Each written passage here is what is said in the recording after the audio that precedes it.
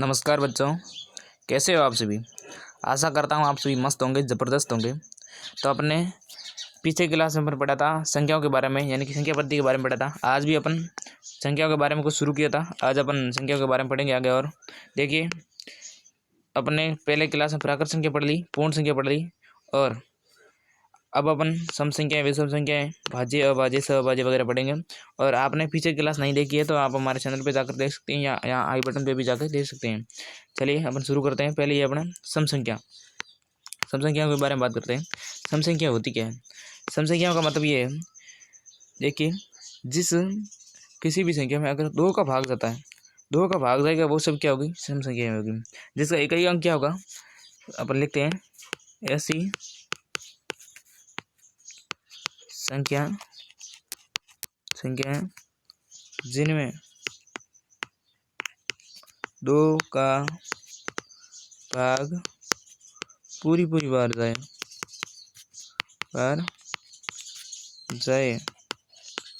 उन्हें सम संख्या कहते हैं।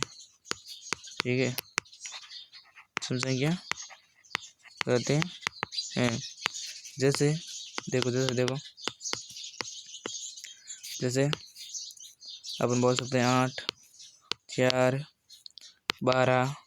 तो इसमें अपन क्या पता चलेगा? देखो, इसमें जो अपन इकाई का अंक है वो क्या आएगा? देखिए, इनमें इकाई का अंक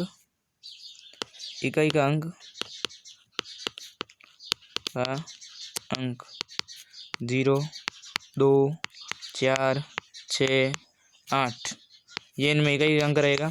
किसी भी संख्या में अगर इकाई अंक 0, 2, 4, 6 और 8 होते हैं तो वो संख्या सम संख्या है। ठीक है, यानी कि ऐसी संख्या है जिनमें दो का भाग पूरी बार जाए उन्हें सम संख्या कहते हैं। जैसे 8, 4, 12 मैंने लिखा दी, इकाई अंक जिसमें 0, 2, 4, 6 और 8 होगा। इकाई अंक मतलब जैसे देखो, अपन किसी संख्या के बारे में बात करते हैं। जैसे देखो 7, 8, 0 ऐसे दे दिया तो ये सम संख्या है। ठीक है, और ऐसे भी दे दिया, जैसे मान लो 7, 5, 4, ये भी सम संख्या है। ऐसे दे दिया 4, 2, 2, ये भी एक सम संख्या है। ठीक है, 6, 3, 2, ये भी एक सम संख्या, यानी कि जिसका एक ही अंक 0, 2, 4, 6 और 8 हो वो संख्या सम संख्या होती है। ठीक है, आगे देखो, आगे अपनी विषम संख्या। विषम संख्या का मतलब क्या होता है? ऐसी संख्या है जिसमें दो का भाग पूरी बार नहीं जाए। लिखते हैं, देखो, ऐसी संख्याएं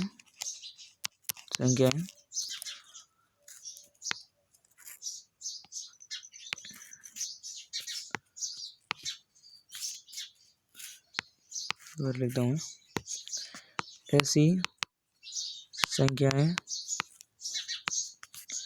जिनमें दो का भाग पूरी बार नहीं जाए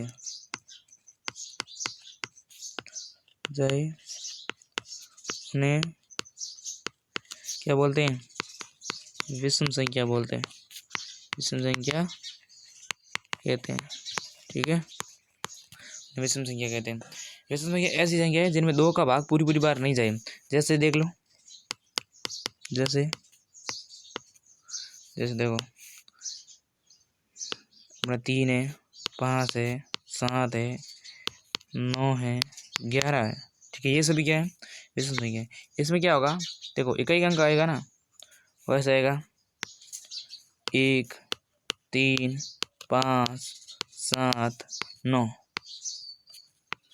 इनमें इकाई अंक ये रहेंगे। ठीक है, 1, 3, 5, 7 और 9, ये इकाई अंक आएंगे ना, वो सभी क्या होगी? विषम संख्या होगी। 1, 3, 5, 7 और 9, ये इकाई अंक होगा, वो सभी संख्या क्या होती? विषम संख्या होगी। विषम संख्या का मतलब क्या है? ऐसी संख्या जिनमें दो का भाग पूरी बार ना जाए। जैसे देखो, उसके उदाहरण देखो, और उदाहरण देखते हैं अपन। उदाहरण देखो, 5, 4, 1, ये संख्या, इसमें अपन दो का भाग लगाएंगे तो इसमें दो का भाग पूरी बार नहीं जाएगा। ठीक है, और देखो 4, 3, 1, ये भी एक विषम संख्या है। और देखो 5, 3, 3, ये भी विषम संख्या है। 5, 4, 9, ये भी एक विषम संख्या है। ठीक है, जिसमें इकाई अंक 1, 3, 5, 7 और 9 आए वो सभी विषम संख्या है, यानी कि 2 का भाग पूरी पूरी बार नहीं जाएगा, वो सभी विषम संख्या होगी। ठीक है, आगे देखो, आगे है अपनी भाज्य संख्या। अपन भाज्य संख्या के बारे में बात करते हैं। भाज्य संख्या का मतलब क्या होता है? ऐसी संख्या है जिनमें मतलब एक सव्य और अन्य किसी का संख्या का भाग जाना चाहिए, जिसके गुणनखंड 2 से अधिक हो। ठीक है, वो संख्या क्या कहलाती है? भाज्य संख्या कहलाती है। देखो अपन इसकी परिभाषा लिखते हैं। ऐसी संख्याएं जिनमें एक व समय के अलावा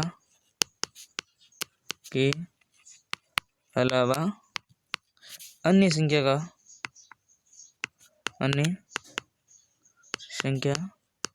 का भाग जाए, उन्हें क्या बोलते हैं? भाज्य संख्या। भाज्य संख्या कहते हैं जिसके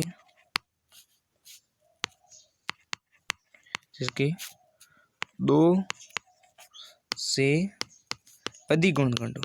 2 से अधिक गुणनखंड हो। ऐसी संख्या जिसमें 2 से अधिक गुणनखंड होने चाहिए और जिसमें 1 का भाग जाना चाहिए और समय के अलावा अन्य संख्या का भी भाग जाना चाहिए। यानी हर प्रत्येक संख्या में 1 का तो भाग जाता है, समय का भाग जाता है और अन्य संख्या का भी भाग जाएगा, वो संख्या होगी भाज्य संख्या है। और अब देखते हैं इसकी जैसे उदाहरण देखते हैं अपन। जैसे देखो, जैसे अपने 5, 2, 0 ये क्या है? एक भाज्य संख्या है। ठीक है, भाज्य क्यों है?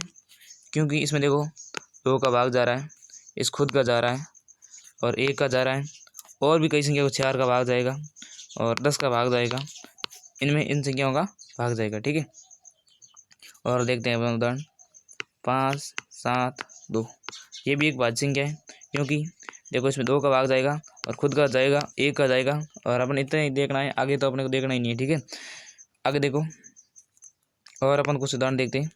7, 5, 4 इसमें भी अपन देखो 2 का भाग जाएगा और देखो इसमें मतलब खुद का जा रहा है, 1 का भाग जा रहा है, यानी कि गुणनखंड इसके 3 होंगे। गुणनखंड का मतलब आप जानते ही होंगे, जिसमें मतलब जो अपना भाग लगाते हैं तब जो आते हैं ना कि इन संख्याओं का भाग जा रहा है, वो सभी क्या होते हैं? गुणनखंड होते हैं। ठीक है, तो देखिए आज अपन ने पढ़ा है, पहला पढ़ा है अपने सम संख्या। सम संख्या मतलब ऐसी संख्या जिनमें 2 का भाग पूरी पूरी बार जाए, और दूसरा पढ़ा विषम संख्या, ऐसी संख्या जिनमें 2 का भाग पूरी पूरी बार नहीं जाए, और तीसरी भाज्य संख्या, ऐसी संख्या जिनमें एक व सभी के अलावा अन्य संख्या का भी भाग जाए, उन्हें क्या बोला जाता है? भाज्य संख्या। तो फिर अपन मिलते हैं अगली क्लास में, तब तक के लिए जय हिंद, वंदे मातरम। पीछे क्लास जरूर देख लेना और चैनल को सब्सक्राइब जरूर कर देना।